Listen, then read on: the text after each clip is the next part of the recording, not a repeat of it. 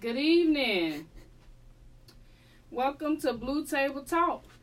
My name is Tawana Collins Boo, and I have my first Blue Talk panel with my AFU, All Families United sisters. I'm so excited that they're here today. So, would you all like to introduce yourselves? Yes, I'm Sonia, Andrew's mom. Donna, Jacoby's mom.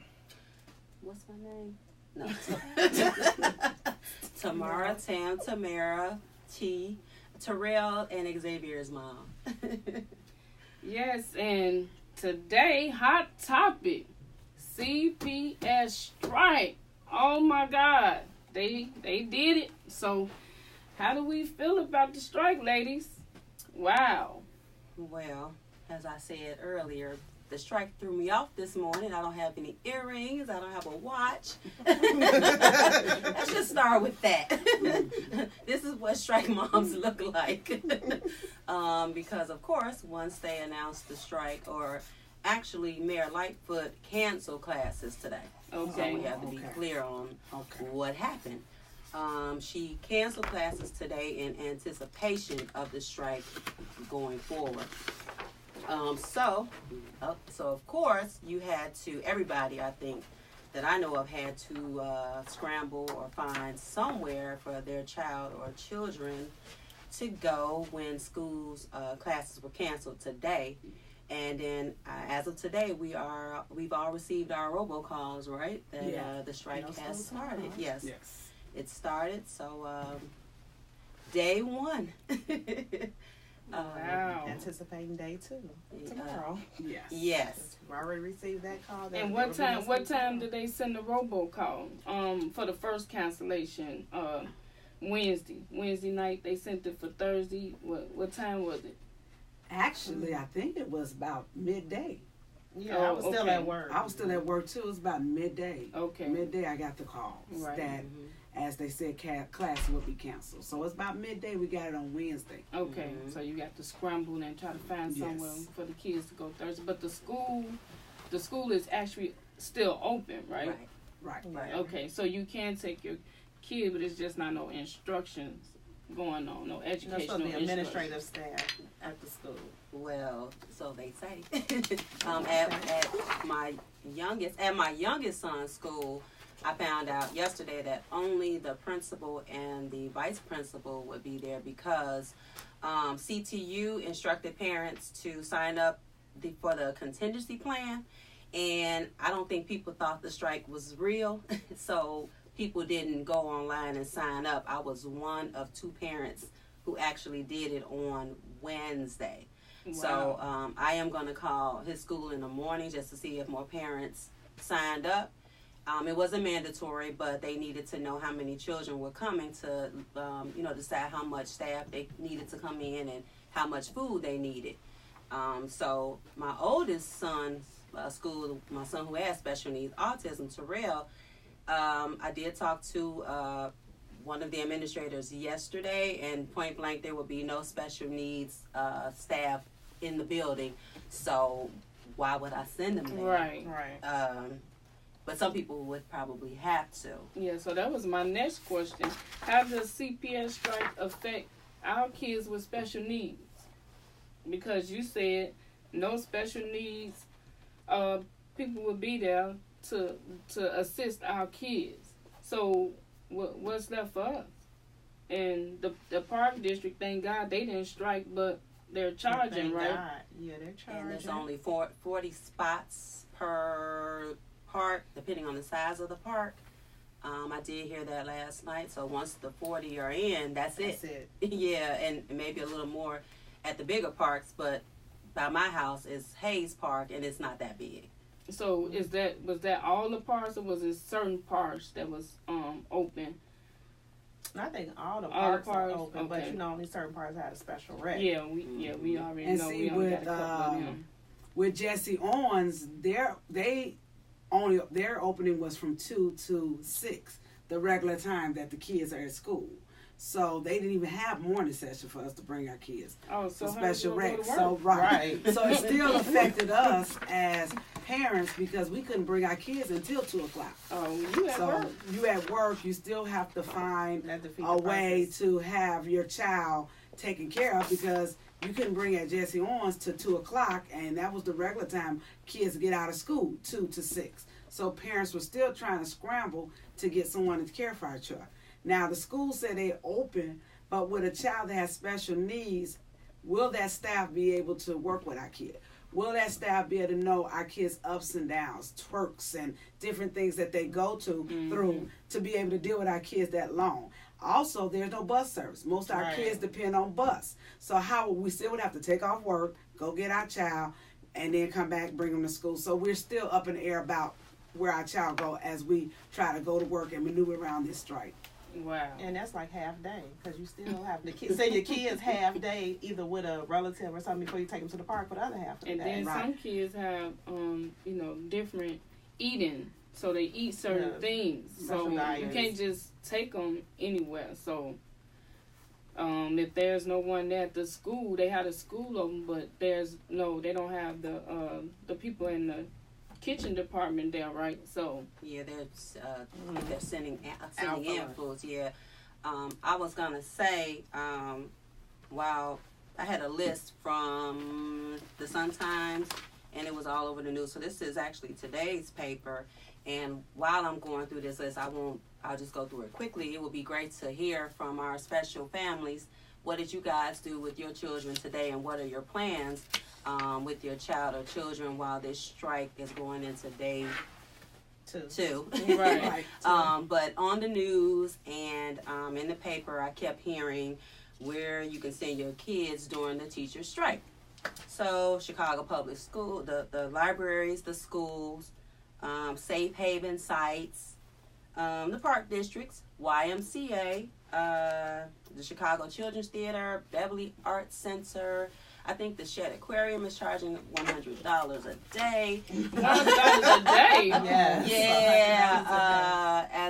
As a so look, it's the Salvation Army. So I heard all these places, the Croc Center, and I was thinking, that's fine and well. I also had this thought in 2012, I believe it was, when they had the strike. These places don't have someone or people that would understand my son. And my son has autism. He's on the spectrum. He's pretty mild-mannered.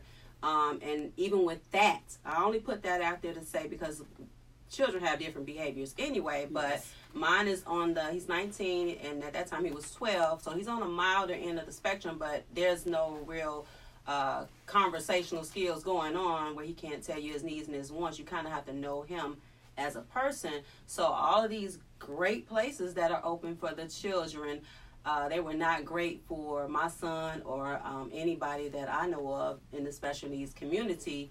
So if you don't have a grandmother or grandfather or auntie or a child or somebody at home, where are the places for our children to go? Exactly, because I was gonna ask you all, where did you have to take your kids today? Or so when they strike, but you said they got to be at home because they don't have nobody at the school to help assist with them. Well, yeah, for me, and we can go down the panel. Luckily, my niece and nephew were in town because in Indianapolis they have fall break. Oh. I don't know what that is, but they're in Chicago for the week, and so they're responsible and old enough to take care of my little guy. Help with their older cousin, and grandma's off work tomorrow. But after that, Terrell is 19, so he'll be okay. And my little guy will have to go back to his preschool for a small fee, but he'll be safe and, get taken care of. But in the special needs world, if my son was not 19 and pretty independent to an extent, maybe the park district, if there's a slot. So maybe. Well, Jacoby is home with his dad. Fortunately, his dad has MS, so that's like a help to him, even though we don't want him out of school. Mm-hmm. But he's pretty independent and can help around the house, so it kind of works. I'm just probably one of those fortunate parents to have one, because if his dad wasn't home, his grandmother's at home, so that would probably be the other alternative for Jacoby to be at his grandma's.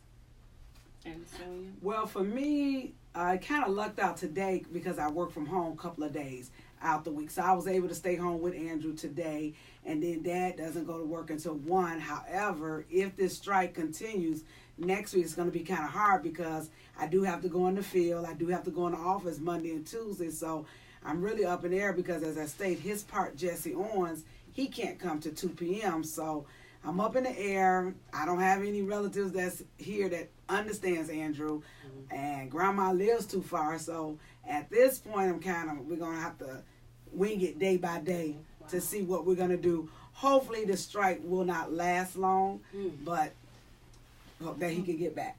And in addition to the places that they gave us, they have to think about the cost. Yes. Right. Even if our kids were highly functioning and could go to these different programs, the cost is outrageous. $100 a day at the aquarium. Right, and will the CPS, will they be compensating No. the cost? No. So you just out of extra money and Right. then trying to find services for your child. That's not Even right. I think the Croc Center probably was the cheapest that I saw, and they wanted $20 a day, No. and then it was $15. $15 And a an day, and additional then $20. five.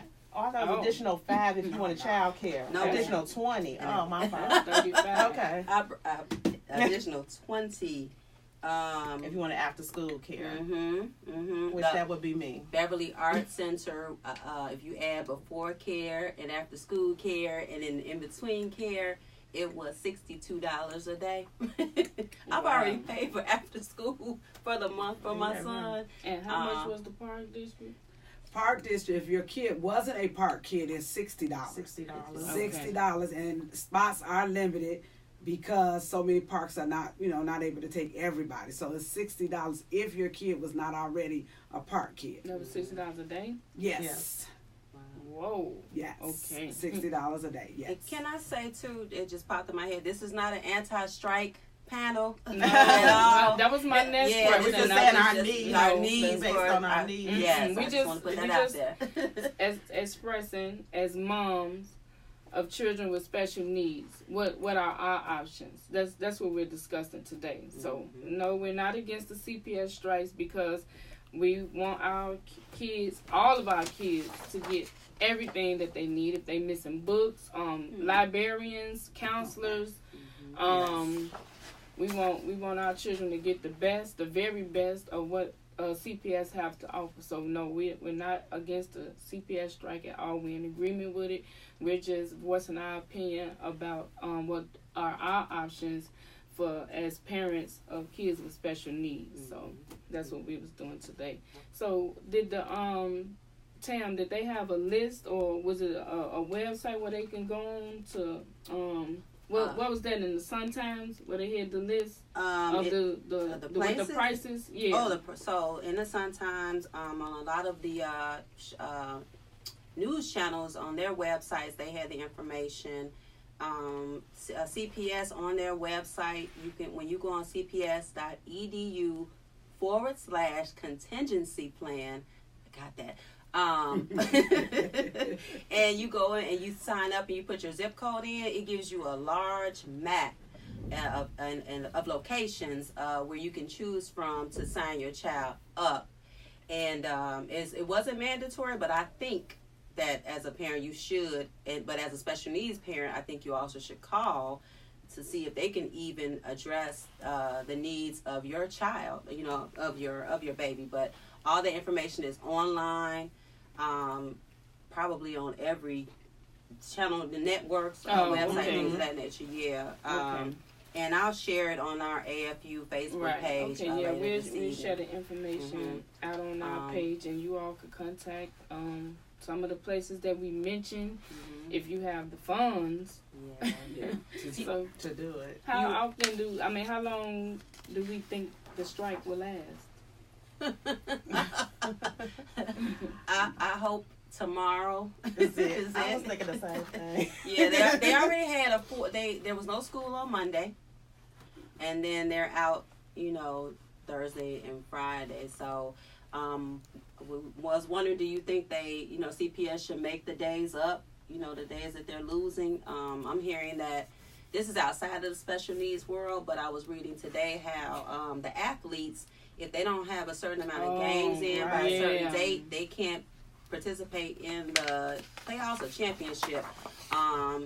So that's really, I mean, again, not anti-strike, just talking about the things that are being affected, you know, by the strike. So I'm really hoping to answer your question that tomorrow is it, and Sunday night. Well, we all hope so, that the strike is over tomorrow, and that classes and everything resume. Everybody get what they want. Our kids especially get the services and the books and everything that the teachers are asking for. So classes could resume on Monday, and that everybody can be normal. Everybody's life could go back to normal. So and then with the with our students, when you mentioned books, like the fact that our children are taught by their IEP, that's not even relevant right now with the strike going on. It's not. It doesn't exist right now. I was just gonna say, didn't they say something about like while the strike, even if you take them to the school or whatever, that the IEP that's whatever you need, or if they need medical attention or all of that, that's out the door. Well, they might have contract nurses. Okay, somebody they bring in that never worked with your child before. That's the truth, right? Yeah, pretty much.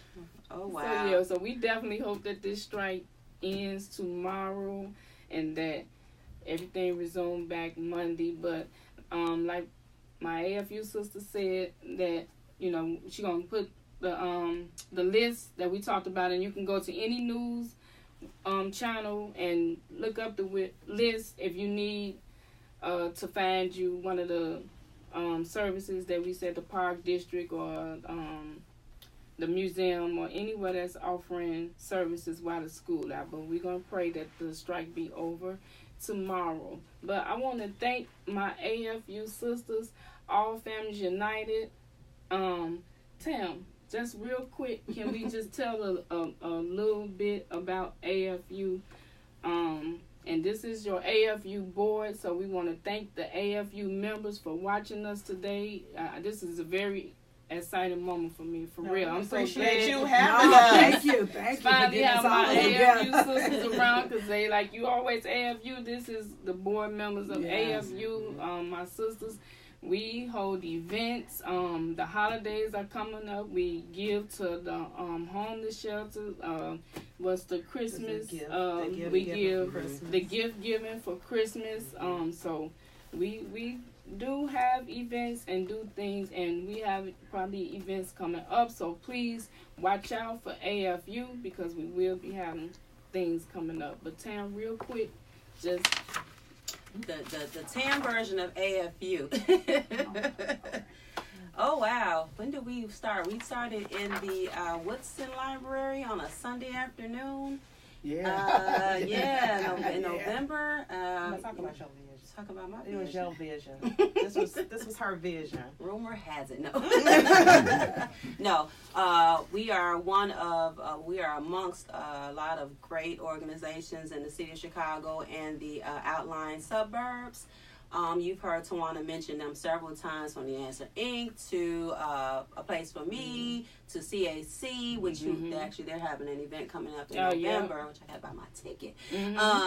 So AFU started in the library on a Sunday with a few parents who I call us like the fun group. I'll say we educate. We're like your sister, your cousin, so your mama, depending on how young you are with a child with special needs. That's somebody you could just call or email or text and talk to find resources, because I've always felt like parents are your best they're your yellow pages when you're looking for resources and programs for your child. Because a lot of times back in 2002, when my son was diagnosed, it seemed like the teachers didn't know where to tell you to get outside services from. But you can ask the mom that was leaving the school, and she gave you 5 places, to take your child. So with my vision, we're an extension of that mom or that dad you talk to on the street to get information about, like I found Brady's speech through a parent back in I forgot how long ago that was.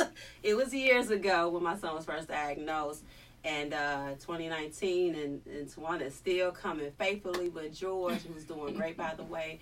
But I just wanted us to be that organization that not only educates you as we are still learning things, but also to have events where your children could come to and just be them if they want to run, jump, STEM, cry, whatever they want to do. Yes. You're not worried about people looking at them and staring at them because it's all about them. So we're, I kind of call us the fun group, not saying any other groups are not fun, that you guys beat me up, just that we try to have events that are for the children, because personally a lot of our family members, they don't invite them to a lot of places. I think they get lost. You know, my son's 19 and taller than me. He doesn't get invited to birthday parties and family events. If I'm not there, those days are kind of over. So if AFU has an event, he's there.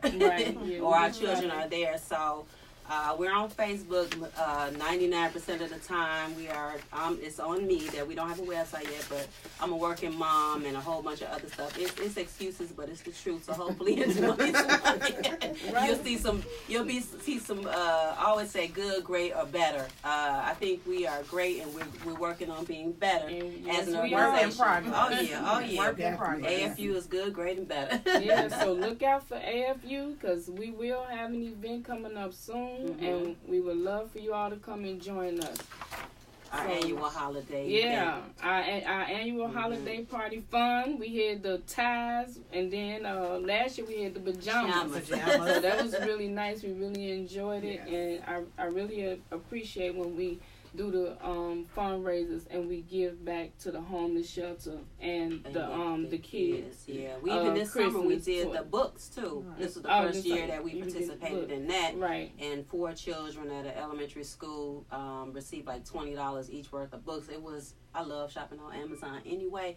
So smile.amazon.com. I was just gonna say, if you want to shop and donate to our organization, it's a little bit of money, but it adds up and it helps us, with those events and those givings and times of the year. So and look us up if you want to donate to AFU. Right. They always have a donate button. Look us up, donate, because we and give shout back. out to Carmen and the Masonic Club. Oh yes, they always.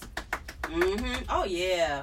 They're waiting to help us do something. Oh, yes. So Carmen, we love you. Carmen came up. They came up big time with it, and everybody who helped us over our years. Yes.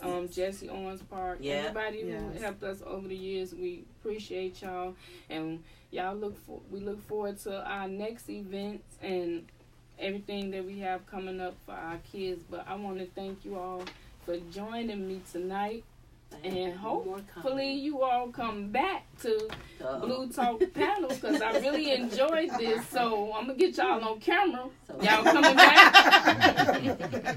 Before I say that in closing, because I talked to a lot of people, I have 2 things. Very proud of Tawana for starting this. Number 1. Number 2, I'm speaking on behalf of Tawana. Parental input, guardian input is very much accepted. So if there's things that you want to hear from Tawana or Dr. Brady, who is great, but hit us up. We have our phone number. We have our Facebook page. If you need a personal. Maybe. Okay. Well, our AFU phone number and our Facebook page. If there's things that you're not hearing about that you want to hear about, just let her know. And say the number. I don't call it anymore. Let me read your shirt. 773-234. 7459. I don't have to call it. I barely know my number. Give us a call or reach out to us on Facebook, and we want to thank you all for tuning in tonight. Next week, tune in next week. Me and my sidekick, my favorite sidekick, we'll be talking about movement and cognitive development. So please tune in next week for our live episode on that. So thank you all for tuning in tonight. I appreciate you all. Good night. Enjoy the rest of your evening. Good night. Good Good night. night. Good.